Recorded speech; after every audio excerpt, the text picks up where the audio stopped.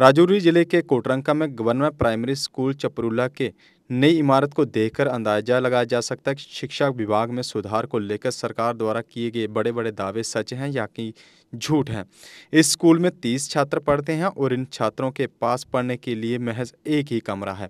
गौरतलब है इस स्कूल की इमारत के निर्माण के लिए सर्व शिक्षा अभियान के तहत फंड जारी किया गया था और भवन का निर्माण वर्ष 2012 में किया गया था।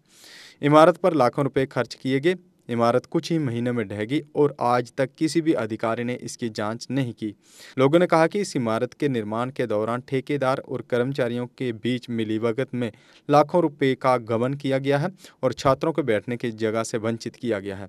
उन्होंने कहा कि इसकी जांच भी होनी चाहिए, इसमें शामिल पाए जाने वालों पर पूरी कार्रवाई होनी चाहिए और बच्चों के लिए एक नई इमारत को तैयार किया जाए। सरकार तो ये दावा करती है कि हमने तालीमी निज़ाम को जो है बिल्कुल दुरुस्त कर दिया है, लेकिन ज़मीनी सतह पे दूर दराज जो हमारे इलाका जात हैं इस वक्त, जैसे कि हम ये गवर्नमेंट प्राइमरी स्कूल छपड़ोला है, ग्राम पंचायत केवल लोवर है, ब्लॉक बुद्धल और ज़िला राजौरी में है।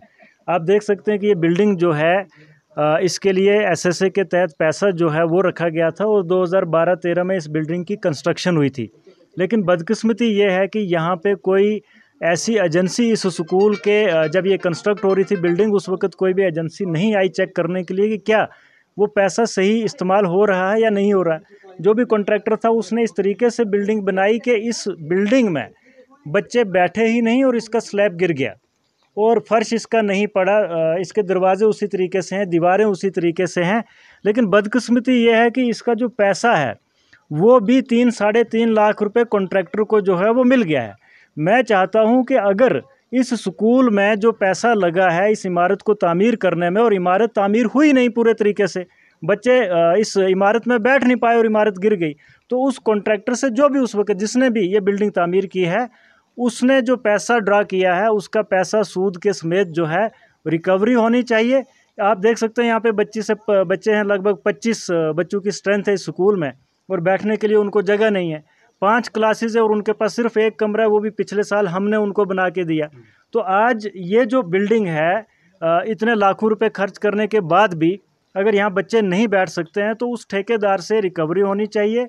उस वक्त जो जेई था जिसने बिल बनाया इस बिल्डिंग का और वो पैसा विड्रॉ हुआ, उस जेई के खिलाफ जो भी कंसर्न डिपार्टमेंट के जो भी ऑफिशियल्स इन्वॉल्व हैं उनके खिलाफ कार्रवाई होनी चाहिए और वो पैसा रिकवर होना चाहिए। रिकवरी के बाद वो पैसा यहाँ पे लगना चाहिए और दूसरी बिल्डिंग बच्चों के लिए यहाँ पे जो है वो तामीर हो जानी चाहिए। इस मौसम में J&K फॉरेस्ट डिपार्टमेंट पर्यावरण को प्रदूषण मुक्त बनाने के लिए सभी से एक एक पौधा लगाने का आग्रह करते हुए J&K को हरियाली की ओर ले जाने का संदेश दे रहा है।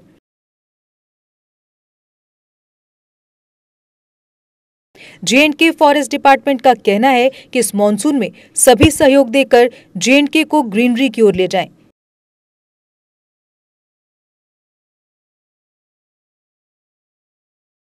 वृक्ष भूमि का गहना है, जन जन से ये कहना है। Issued by J&K forest department in public interest.